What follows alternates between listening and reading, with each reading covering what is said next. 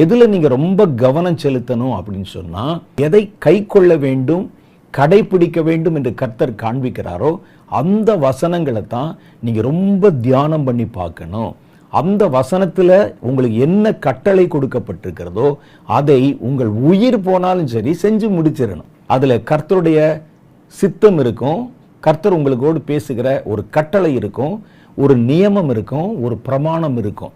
அதை நம்ம தெரிந்து கொண்ட உடனே அதுக்கப்புறம் அதை நம்ம எப்படி நடைமுறைப்படுத்துவது, அதன்படி எப்படி வாழ்வது, எப்படி அதை பிராக்டிஸ் பண்றது என்பதை குறித்து நீங்கள் ஆழமாக தியானம் பண்ண வேண்டும்.